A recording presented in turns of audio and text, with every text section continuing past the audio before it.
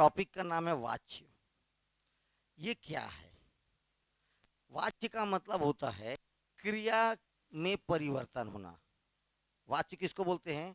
अगर क्रिया में किसी भी प्रकार का क्या लाया जाए, परिवर्तन किया जाए या क्रिया के रूप में थोड़ा भी अंतर किया जाए, तब उसे वाच्य कहते हैं। क्या कहते हैं? वाच्य कहते हैं। अर्थात इससे यह पता चलता है कि वाक्य में कर्ता, कर्म या भाव में से किसकी प्रधानता है।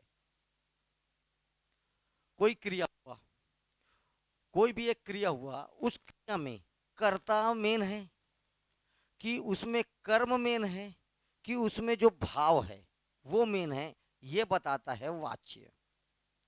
तो वाच्य क्या है? तो याद रखना है, क्रिया के रूप में परिवर्तन वाच्य कहलाता है। अगर ये परिवर्तन किसके अनुसार हुआ? कर्ता के अनुसार हो रहा है कि कर्म के अनुसार हो रहा है कि भाव के अनुसार हो रहा है, ये देखना है अपने को। ठीक है, सुबह वाला क्लास लेट चलता है बाबू, शाम को जो पढ़ाया था वही है ये हिंदी। ठीक है, हाँ। वाच्य तीन प्रकार के होते हैं। वाच्य कितने प्रकार के? तीन प्रकार के। पहले वाले को बोलते हैं कर्तृवाच्य। बोल लोगे क्या? कर्तरी नहीं, कर्तरीवाच्य। ठीक है। दूसरा कर्मवाच्य और तीसरा भाववाच्य। वाच्य कितने प्रकार के? तीन प्रकार के। कर्तरीवाच्य, कर्मवाच्य और भाववाच्य। अब देखो, अभी पीछे पहले बताया तीन चीज, कर्ता, कर्म और भाव। यही बन गया कर्तरीवाच्य, ये बन गया कर्मवाच्य और वो बन गया भाववाच्य। अब ध्यान से देखो, क्रिया के उस रूपांतर को कर्तृवाच्य कहते हैं जिसमें वाक्य में कर्ता की प्रधानता हो। जब कर्ता मुख्य हो, कौन मुख्य हो? कर्ता मुख्य हो, तब कर्तरीवाच्य कहलाएगा। कर्म मुख्य हो, कर्म की प्रधानता हो, तो कर्मवाच्य कहलाएगा। जब भाव की प्रधानता हो, तब भाववाच्य कहलाएगा। बात समझ में आया? कब वो कर्तरीवाच्य कहलाएगा, वो कर्मवाच्य कहलाएगा, कब वो भाववाच्य कहलाएगा। जैसे अब एग्जाम्पल से इसको समझ में आएगा। ये है एग्जाम्पल, मैं स्कूल गया था। यहां पर क्रिया क्या है? जाना, स्कूल जाना, स्कूल गया। ठीक है, कहाँ गया? स्कूल गया। स्कूल बेटा ये कर्म है, गया जाना। जा कौन रहा है? मैं। जा कौन रहा है? मैं। यहां पर जो जाना या गया, जाना या जो गया है, ये किसकी प्रधानता है? मैं मतलब करता, मैं माने, इसीलिए ये हुआ कृतवाच्य या कर्तृवाच्य। अगर मैं इसको बोला पुस्तक पढ़ी गई, क्या पढ़ी गई? पुस्तक पढ़ी गई। बात समझना है। तो ये पुस्तक यहाँ पर कर्म है। मेन पढ़ना, पढ़ना ये डिपेंड कर रहा है पुस्तक पर। ठीक है, पुस्तक पढ़ी गई, तो यहाँ पर कर्म की प्रधानता है, तो क्या हो जाएगा? ये कर्मवाच्य। जैसे सीता से दूध नहीं पिया जा रहा है, पिया जाना, क्या जाना? पिया जाना। ये यहाँ पर भाव को बता रहा है। ये देखो, एक बात और याद रखना है, क्रिया के उस रूपांतर को भाववाच्य कहते हैं जिसमें वाक्य में भाव, और भाव ही होगा क्रिया की प्रधानता हो। अगर काम मेन है या भाव मेन है, जिसकी, अगर मैं बोला भाव या कार्य या क्रिया, इसकी प्रधानता होगा, तब वो भाववाच्य कहलाएगा। कर्म का प्रधानता होगा, कर्मवाच्य कहलाएगा। कर्ता का प्रधानता होगा, कर्तृवाच्य कहलाएगा। तो भाव में याद रखना है, क्रिया ही भाव है। क्या नहीं किया जा पा रहा है उसे? पिया नहीं जा पा रहा, ये पिया जाना, ये मेन है। सब कुछ हटा दो, क्या मेन है? पिया नहीं जा रहा है, पिया जाना। तो ये यहां पर क्या हो जाएगा? भाव। भाववाच्य। वाच्य कितने प्रकार के? तीन प्रकार के। ठीक है, फिर वही बोल रहा है कर्तरी। ये देखो, क्रिया का प्रयोग आपको याद रखना है। वाच्य कितने प्रकार के? तीन प्रकार के, बस यही पूछेगा, वाच्य पूछना होगा। वाच्य क्या है? तो क्रिया में परिवर्तन वाच्य है, क्रिया में परिवर्तन वाच्य है। अगर क्रिया डिपेंडेंट इन कर्ता, कर्तृवाच्य, क्रिया डिपेंड करता है कर्म पर, कर्मवाच्य, क्रिया डिपेंड कर रहा है किस पर, भाव पर या क्रिया पर, तब वो होगा भाववाच्य। बस यही जानना है। चलिए, कर्तारी प्रयोग, कर्ता पर प्रयोग करके देख रहे हैं अपन, कुछ नहीं करना है। यदि इधर देखो, लिंग, वचन और पुरुष, पुरुष में दोनों आएगा, स्त्रीलिंग पुल्लिंग दोनों आएगा। अभी अभी अभी बोल रहा हूं मैं, पुरुष में ना भाई, लिंग वचन और पुरुष कर्ता के, ध्यान से देखो मैं क्या बोल रहा हूं, लिंग वचन और पुरुष कर्ता के, किसके, कर्ता, लिंग वचन पुरुष का अनुसरण करे तब वो कर्तरी प्रयोग कहलाएगा या कर्तरी वाच्य कहलाएगा। सीधा सीधा समझो, लिंग वचन और पुरुष किसका डिपेंड करे, कर्ता के, किस मेन होना चाहिए, कर्ता, करने वाला। एग्जाम्पल देखिए, राम पुस्तक पढ़ता है, सीता पुस्तक पढ़ती है, कर्ता कौन है, राम, राम क्या यहां पर करता है, तो देखिए ये इसके अनुसार आ गया पढ़ता। दूसरे वाले में कर्ता कौन है, सीता, तो ये जो क्रिया है किसके अनुसार आ गया, सीता के अनुसार। तो यहां पर मेन कौन है, कर्ता, मेन कौन हो रहा है, कर्ता, इसलिए क्या कहलाएगा ये, कर्तरी। कोई समस्या नहीं है, आगे चलें। अगर यही चीज ऊपर, कुछ नहीं करना है, छोड़ दो, आप भूल जाओ इसके आगे। अगर यही चीज कर्म की बात करेंगे, किसकी बात करेंगे, कह दे, अगर मैं बोला क्रिया का जो लिंग है, वचन है और पुरुष है, किस पर डिपेंड करे, कर्म के लिंग वचन और पुरुष का अनुसरण करे, तब वो हो जाएगा कर्माणी या कर्मवाच्य। क्रिया का लिंग वचन और पुरुष किस पर आश्रित हो जाए, कर्म के लिंग वचन और पुरुष पर आश्रित हो जाए, उस पर डिपेंड करे, तो ये क्या कहलाएगा, कर्मवाच्य। आप यही बोलो, कर्मवाच्य क्या कहलाएगा। एग्जाम्पल देखिए, मोहन ने किताब पढ़ी, राधा ने किताब पढ़ी, दोनों में क्या आया, पढ़ी और पढ़ी, और दोनों क्या कर रहे हैं, किताब पढ़ रहे हैं। अब याद रखना है, ये मोहन करता है, राधा करता है, किताब कर्म है, किताब कर्म है। अब ये दोनों में पढ़ी पढ़ी है, तो याद रखना है किताब स्त्रीलिंग है, किताब क्या है, इसीलिए दोनों जगह पढ़ी होगा, तू भी पढ़ी, वो भी पढ़ी, मैं भी पढ़ा, तो यहां पर सबके लिए पढ़ी जाएगा, सबके लिए क्या आ रहा है, पढ़ी। क्यों आ रहा है, क्योंकि जो किताब है, ये जो किताब है वो स्त्रीलिंग है। तो ये जो किस पर डिपेंड कर रहा है, कर्म पर, किस पर डिपेंड कर रहा है, कर्म पर, ना कि मोहन पर। अगर मोहन पर डिपेंड करता तो यहां पर चेंज हो जाता, पढ़ा हो जाता और ये पढ़ी हो जाता, लेकिन किताब हमेशा पढ़ी जाती है, पढ़ा जाता, किताब हमेशा पढ़ी जाती है। याद रखना है आपको, किताब हमेशा पढ़ी जाती, क्योंकि किताब क्या है, स्त्रीलिंग, और किताब यहाँ पर कर्म है, और ये कर्म के आधार पर इसका लिंग क्या हुआ है, डिसीजन हुआ है, इसीलिए क्या हो जाएगा, क्या बोलेंगे, कर्म। तो एक एग्जांपल और देखो, राधा ने गीत गाया, राधा ने, राम ने गीत गाया, राधा गीत गाई हो जाता और राम गीत गाया हो जाता, यहां पर कर्ता का कोई लेना देना नहीं। ये गीत जो होता है पुरलिंग होता है, तो जो भी करेगा वो गाएगा, राधा भी गाएगी, मोहन भी गाएगा, श्याम भी गाएगा, सीता भी गाएगी, यहाँ हर कोई क्या करेगा, गाया, हर कोई क्या करेगा, गाया। राम सिंह सांग, सीता सिंह सांग, बात समझ में आया, गाना। तो यहाँ पर ये जो गाया है, ये जो गीत है, ये पुरलिंग है, इसके आधार पर इसका डिसीजन हुआ है, तो ये क्या कहलाएगा, कर्मवाच्य, क्या कहलाएगा, कर्मवाच्य। अब क्या है तीसरे नंबर, वाच्य।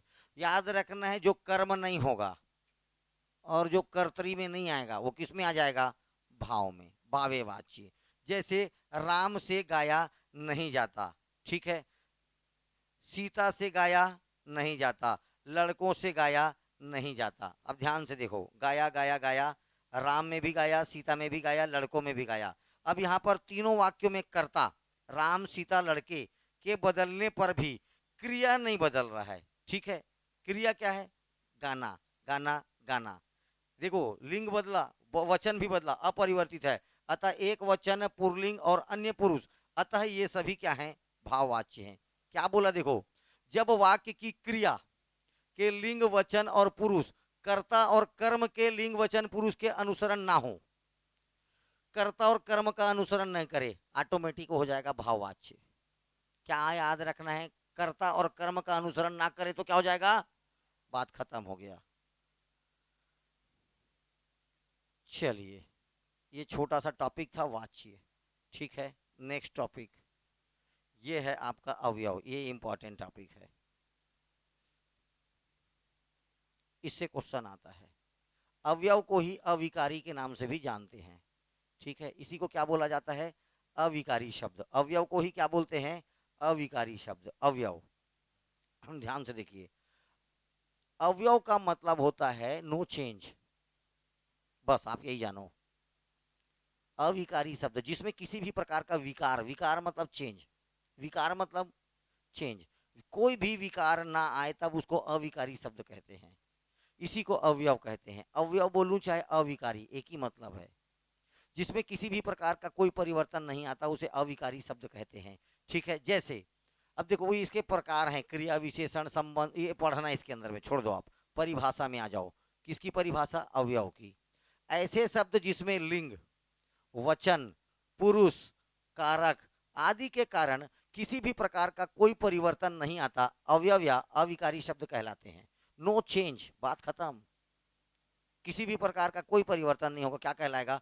अवयव या अविकारी शब्द। ठीक है, ये सदैव अपरिवर्तित होते हैं, इसीलिए इसे अविकारी या अवयव कहते हैं। इसका मूल रूप स्थिर रहता है, कभी नहीं बदलता। मतलब एक ही लाइन में बात करूं, केवल और केवल नो चेंज। केवल और केवल इसमें एक ही चीज समझ में आता है, क्या? No change. इसको बोलते हैं अवयव। किसी भी प्रकार का कोई चेंज नहीं होगा। अवयव बोलूं चाहे अविकारी शब्द बोलूं, मतलब एक ही है। ठीक है, चलिए अवयव देखो, जैसे कुछ भी कर ले तो किसी भी लिंग का प्रयोग कर ले, आज तो आज ही रहेगा। राधा आ जाएगी, मोहन आ जाएगा, वे आ जाएंगे। ठीक है, ससुर आ जाएगा, पिताजी आ जाएगा। कुछ भी करिए, आज नहीं बदलने वाला।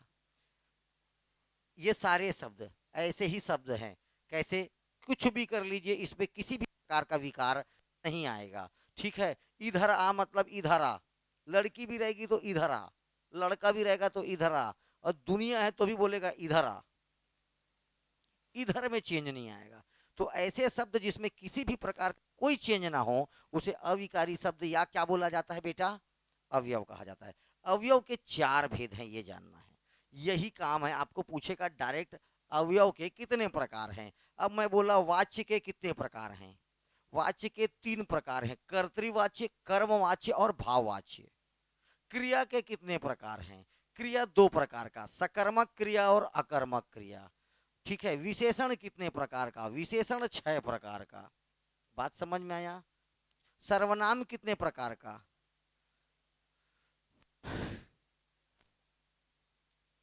ठीक है, संज्ञा कितने प्रकार का? यही सब तो क्वेश्चन पूछेगा, एक तो प्रकार ही पूछेगा। तो जिसको भी पढ़ रहे हो प्रकार जानना है। अब मैं बोल रहा हूं अवयव 4 प्रकार का। अवयव कितने प्रकार का? 4 प्रकार का। पहला है क्रिया विशेषण, और सबसे इंपॉर्टेंट भी यही है, क्रिया विशेषण।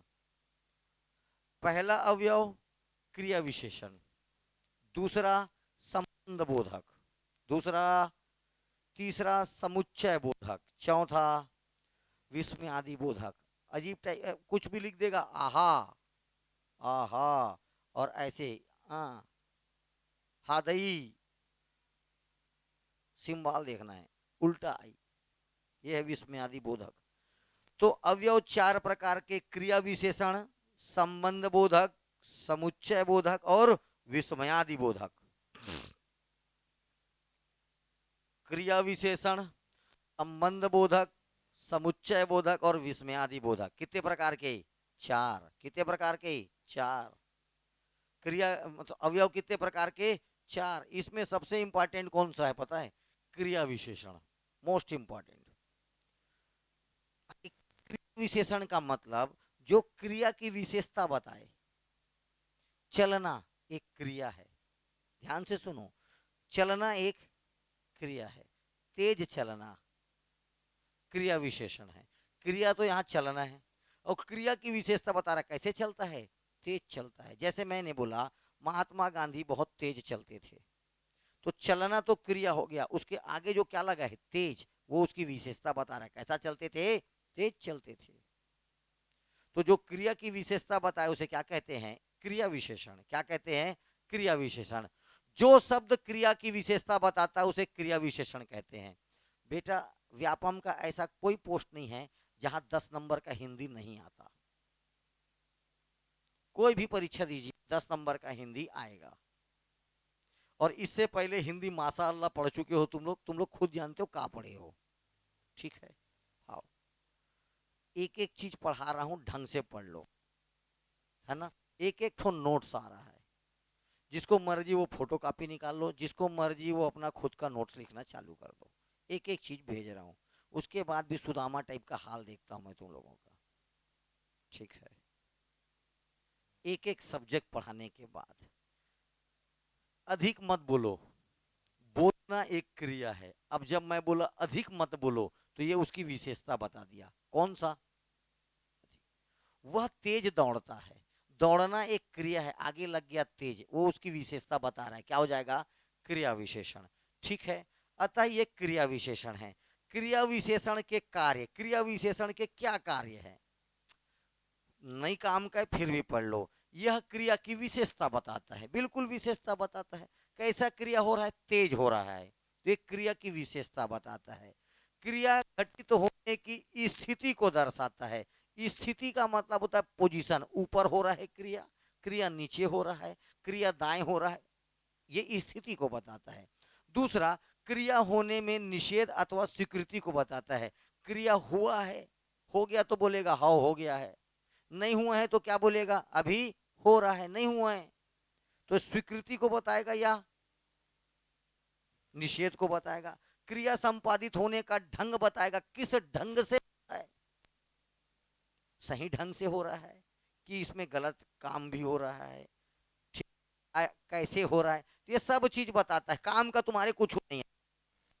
चलिए, अर्थ के आधार पर क्रिया विशेषण के प्रकार देखिए। क्रिया विशेषण के प्रकार, क्रिया विशेषण फिर चार प्रकार का, अवयव चार प्रकार का। पहला क्रिया विशेषण, दूसरा संबंध बोधक, तीसरा समुच्चय बोधक, चौथा विस्मयादि बोधक। ये तो चार अवयव के प्रकार हैं। और पहला अपने को पढ़ना था उसमें क्या, क्रिया विशेषण। अब क्रिया विशेषण के और चार प्रकार। एक पहला प्रकार का नाम है स्थानवाचक, दूसरा कालवाचक, तीसरा परिमाणवाचक, और चौथा रीतिवाचक। बता सकता हूं सबको, लेकिन आपको फिर भी याद रखना है, सब कुल मिला के चारों में कुल मिला के क्या है, क्रिया विशेषण। चारों क्या है, क्रिया विशेषण। कहीं पर स्थान बताएगा तो स्थानवाचक हो जाएगा, किस स्थान पर, तो जब स्थान क्लियर क्लियर बताएगा तो क्या हो जाएगा, स्थानवाचक। अगर समय को सही सही बता जाएगा, भविष्य काल भूतकाल वर्तमान, क्या हो जाएगा, कालवाचक। परिमाण मात्र बताएगा तो क्या हो जाएगा, परिमाणवाचक। और रीति, किस रीति से, टेक्निक विधि बताएगा तो क्या हो जाएगा, रीतिवाचक। किस रीति से संपन्न हो रहा है, किस टेक्निक का यूज करके संपन्न कर रहे हैं, हो जाएगा रीतिवाचक। चलो थोड़ा थोड़ा समझा देता हूं। पहला आ जाओ स्थानवाचक।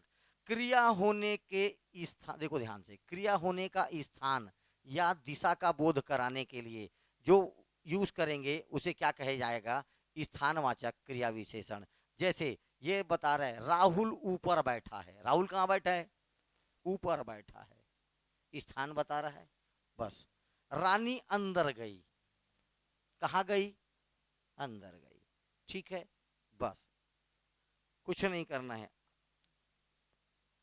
इसको कंफर्म करने के लिए प्रश्न पूछा जाता है, आप मत पूछो। ये जहां पर स्थान स्थान दिखा स्थान विस्थान दिखा, बाहर बैठा है, इधर उधर मत जाओ, इधर उधर मत जाओ, ये भी मैं बोला क्लास में रहा करो, देखो यहाँ रह, कहाँ रहते हो, यहाँ रहते हो, कहाँ, ये सब जगह आपको बता रहा है, क्या बता रहा है, स्थान, स्थान बता रहा है, इसलिए क्या नाम है इसका, स्थानवाचक क्रिया विशेषण। दूसरा प्रकार है इसका कालवाचक क्रिया विशेषण। काल का मतलब ही होता है, काल का मतलब देखो भूतकाल भविष्यकाल नाम सुने हो, काल का मतलब हुआ क्या, समय, किसकी सूचना देगा आपको, समय की सूचना देगा, तब वो कालवाचक क्रिया विशेषण कहलाएगा। काल का मतलब ही तीन प्रकार का काल पढ़े हो, भूत भविष्य और वर्तमान पढ़े हो ना, तो काल का मतलब हुआ समय, राम अभी आया है, अभी समय बता रहा है, अभी आया है। दूसरा वे कब प्रस्थान कर सकते हैं, ठीक है, मोहन परसों, सूरज प्रतिदिन उगता है, तुम कब जाओगे, ये हर एक चीज आपको क्या बता रहा है, समय से, इनका संबंध किससे आ रहा है, टाइम से, किससे आ रहा है, टाइम से, इसीलिए कैसा हो जाएगा ये कालवाचक क्रिया विशेषण। ठीक, फिर वही है, पता करने के लिए सवाल पूछना है आपको, इसको देख के समझ में आ जा रहा है, कालवाचक क्रिया विशेषण, कोई सवाल पूछने का जरूरत नहीं है। परिमाण मतलब होता है मात्रा, जिस विशेषण से क्रिया की मात्रा या उसके परिमाण का बोध हो, मात्रा या परिमाण का बोध हो, उसे परिमाणवाचक क्रिया विशेषण कहते हैं। जैसे ये बता रहा है मैं बिल्कुल थक गया, मात्रा बता रहा है, बिल्कुल एक मतलब एकदम थक गया, लेकिन इसको आप नाप नहीं सकते कितना थक गया है।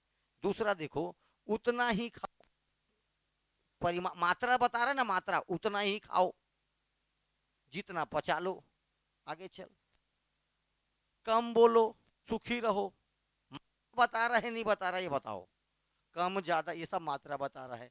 चावल ज्यादा क्यों खाते, ठीक है, ज्यादा कम, ये सब क्या बता रहा है आपको, मात्रा, क्या बता रहा है, मात्रा, ये ऑटोमेटिक क्या हो जाएगा, परिमाणवाचक। ठीक है, अगला देखो रीतिवाचक, रीति का मतलब होता है टेक्निक, किस रीति से, किस रीति से, रीति का मतलब होता है टेक्निक, रीति का मतलब टेक्निक, आप किस रीति का प्रयोग करके इस काम को संपन्न किए, ये कहलाएगा रीतिवाचक। ठीक है, जिन अविकारी शब्दों से क्रिया के होने की रीति या विधि, रीति को ही क्या बोलते अपन, विधि का पता चले, उसे रीतिवाचक विशेषण कहते हैं। वह आपकी बात ध्यानपूर्वक सुन रहा है, कैसा सुन रहा है, ये ध्यानपूर्वक यहाँ पर रीति है, वो आपके बातों को इग्नोर कर रहा है, मतलब ध्यानपूर्वक नहीं सुन रहा है, ध्यानपूर्वक नहीं सुन रहा है, उसने उसे भली भांति समझ लिया, ये भली भांति समझना उसकी रीति है। ठीक है, वह मोटरसाइकिल तेज चलाता है, तेज यहाँ पर रीति के लिए है ना, तेज किसके लिए आया है, रीति के लिए।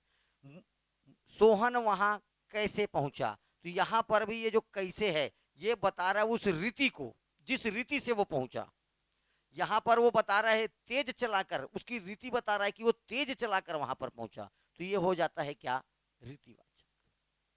ठीक है, अन्य कारण बहुत सारे हैं, इसके छोड़ दो, आपके काम का नहीं है। ठीक है, आ जाओ संबंध बोधक, पहला क्या था, क्रिया विशेषण, अवयव के चार प्रकार, पहला क्रिया विशेषण, दूसरा संबंध बोधक, तीसरा समुच्चय बोधक, चौथा विस्मयादि बोधक। जाइए संबंध, संबंध बन, संबंध बस परिभाषा समझते जाओ, कुछ नहीं है, और एक दो एग्जाम्पल समझना है। जो अवयव संज्ञा के बाद आकर, जो अवयव संज्ञा के बाद आकर उस संज्ञा का संबंध, संज्ञा के बाद आएगा, और संज्ञा का संबंध वाक्य के दूसरे शब्दों से बनाएगा, उसे संबंध बोधक कहते हैं।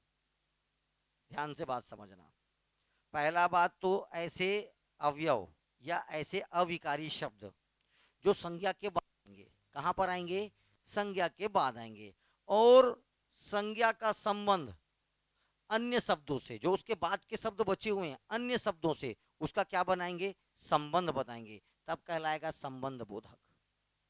एग्जाम्पल से कंफर्म करते हैं।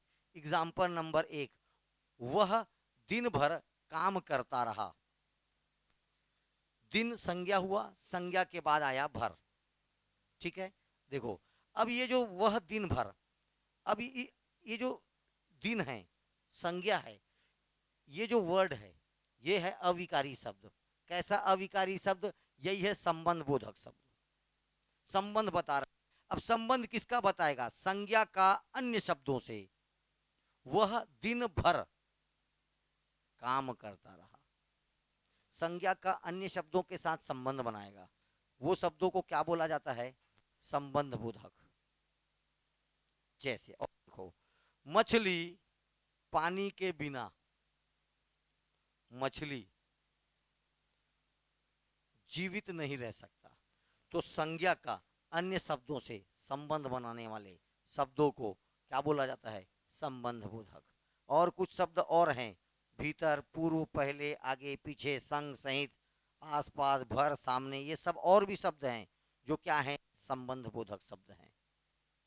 संबंध बोधक शब्द संज्ञा के बाद आएगा, लेकिन ये संज्ञा का, ये जो अविकारी शब्द होगा, ये जो अवयव शब्द होंगे, संज्ञा का अन्य शब्दों के साथ क्या बनाता है, संबंध बनाता है, इसलिए नाम क्या इसका, संबंध बोधक। दूसरा समुच्चय बोधक,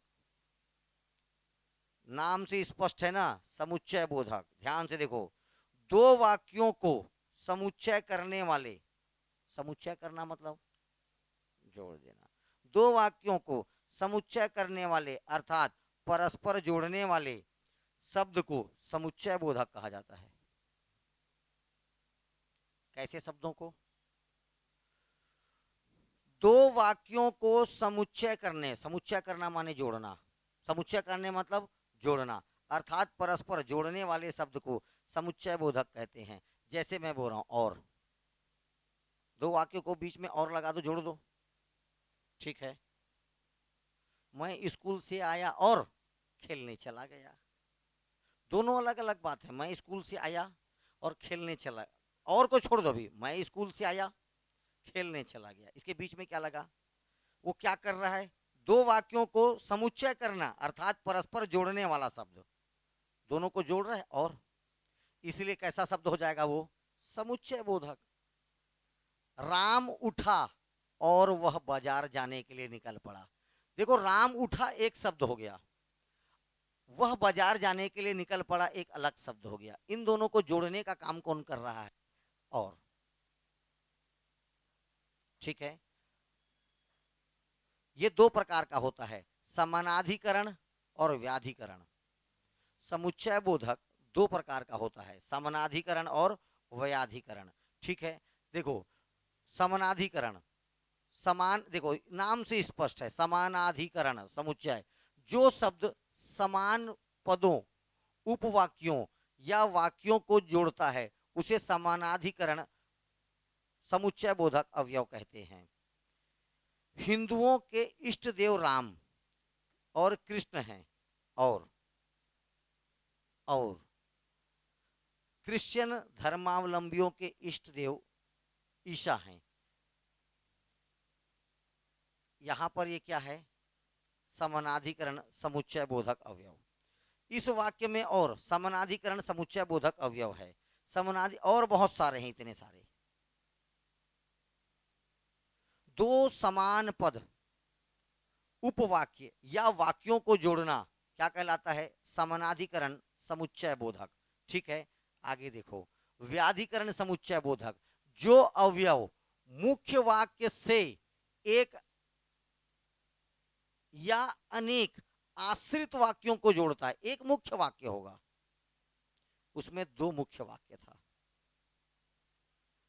उसमें कितने मुख्य वाक्य थे, दो, इसमें एक मुख्य वाक्य होगा, उसके बाद जो दूसरा आएगा, एक मुख्य वाक्य से एक या अनेक आश्रित वाक्यों को जोड़ता है, उसे व्याधिकरण समुच्चय कहते हैं। एक मेन वाक्य होगा, इसके साथ आप कई वाक्य जोड़िए, हो सकता है एक ही वाक्य जोड़ना, यह कहलाता है क्या, व्याधिकरण समुच्चय बोधक। जैसे एकदम राहुल तेज है किंतु वह उद्यमी नहीं है। मेन वाक्य क्या है यहाँ पर? राहुल तेज है। और इसके लिए एक अलग से आश्रित वाक्य है, किंतु क्या नहीं है, वो उद्यमी नहीं है। ठीक है, देखो ध्यान से, अभय पढ़ने में तेज है, ये मेन वर्ड है। अभय पढ़ने में कैसा है? तेज वर्ड है, क्योंकि वह परिश्रम करता है, ये इसका उपवाक्य है। जब एक मुख्य वाक्य में उपवाक्य को जोड़ना रहेगा तब अपन किसका उपयोग करेंगे?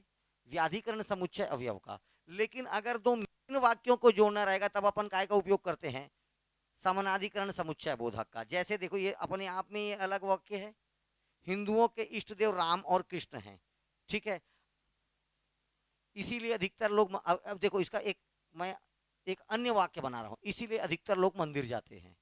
अगर मैं बोलता तो वो उपवाक्य हो जाता, क्या हो जाता? वो उपवाक्य हो जाता। लेकिन अब मैं बोल रहा हूं क्रिश्चियन धर्मावलंबियों के इष्ट देव ईसा हैं, ये दोनों मुख्य बात, दोनों के दोनों मुख्य वाक्य हैं, इनको जोड़ना क्या कहलाएगा? समानाधिकरण समुच्चय बोधक। और एक मुख्य वाक्य अभय पढ़ने में तेज है, अभय पढ़ने में क्या है? ये मेन।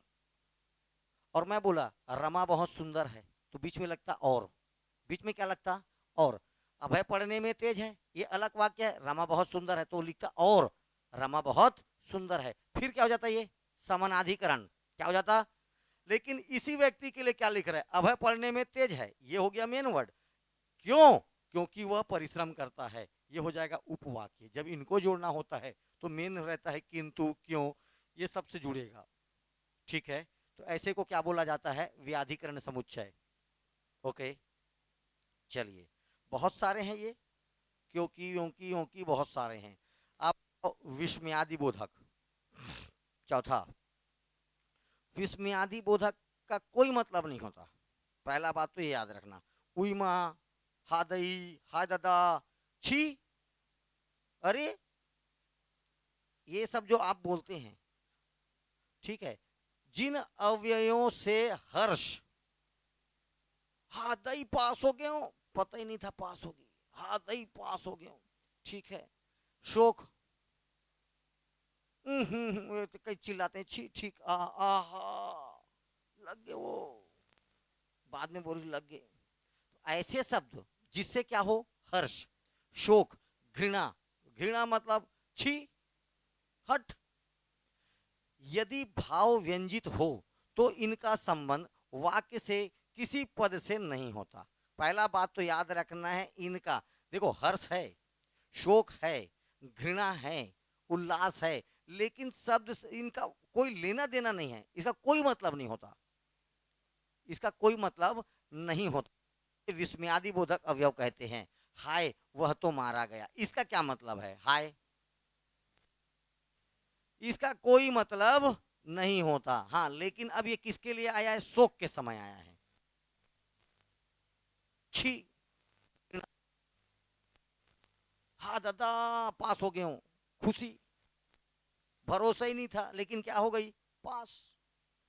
तो ये हर्ष में आए, घृणा में आए, शोक में आए, इनका कोई मतलब आहा, आहा, वाह, ठीक, चट, हाँ, अरे, अरे, कोई मतलब नहीं है। ठीक है, इनको क्या बोला? ठीक है, हाँ, लेकिन इसका यूज कहां पर किया जाता है ये पूछा जाता है। हर्ष, शोक, समझ में कहां पर किया जाता है? हर्ष, शोक, घृणा, ये सब में इसका उपयोग किया जाता है। ठीक है, लेकिन ये किसी प्रकार का कोई अर्थ प्रकट नहीं कर। एक बचा निपात, निपोर नहीं, निपात, ठीक है, क्या नाम है? निपात। ठीक है, पहला बात तो ये सहायक शब्द है जिसका प्रयोग श्रव्य भावार्थक प्रदान करने के लिए होता है। ठीक है, निपात कहलाते हैं। निपात शब्दों का कोई ना तो लिंग होता है ना तो वचन होता है। ये मुख्यतः निपात का कार्य शब्द समूह को बल प्रदान करने, बस कहानी खत्म। अगर घर वाले पूछे 5 घंटा एक लड़की घर नहीं गई, कहाँ गई थी? बोले मार्केट, ठीक है, घर वालों को तो भरोसा है नहीं, फिर पूछे कहाँ गई थी, फिर बोली मार्केट, मूड खराब हुआ टूरी का, वही फिर पूछे कहाँ गए, मार्केट ही गई थी, अब कंफर्म हो गया, बल लगा। अरे बल लगा ना, वो जो बल लगाया उसके बाद कोई नहीं पूछेगा कुछ। वो जो ही बल लगाया उसके बाद कोई कुछ नहीं पूछेगा। यही है निपात। यही क्या है? निपात। मतलब अपनी बातों पर जोर देने के लिए जिन शब्दों का प्रयोग किया जाता है उसे क्या कहते हैं? निपात कहते हैं। जान गए? ये देख एग्जाम्पल देख। हाँ, हाँ कर हूं, बात खत्म। ठीक है। हाँ जी, जी हाँ, मैं ही हूं खलनायक। हाँ, ये मतलब बता रहा मैं छू और कोई नहीं है। ठीक है। जी नहीं, हम हमारे वो आती थी ना एक्शन, क्या बोलते हैं, सास बहू वाली, जी नहीं हमारे रसोई में कोई नहीं आएगा। जी नहीं, मत जा। सीधा बोले मत जा। क्या? मेरा बात नहीं मानेगा क्या? हाँ। ये जोर दे रहा है, क्या दे रहा है? जोर। जो बातें आप जोर देने के लिए यूज करेंगे सब क्या कहलाता है? बात कहलाता है। ठीक है। ठीक, मोर काम नहीं करा, ठीक। ये तो ये जो बातें आपके शब्दों को क्या दिया, उसको भारी बनाया। क्या बनाया? भारी बनाया। भारी बनाया का मतलब क्या होता है? उसको बल प्रदान करना। क्या प्रदान करना? बल प्रदान करना। किसी भी बात पर अतिरिक्त भार देने के लिए जिन शब्दों का यूज किया जाता है उसको निपात कहते हैं। क्या कहते हैं? निपात। ये एक और टॉपिक खत्म।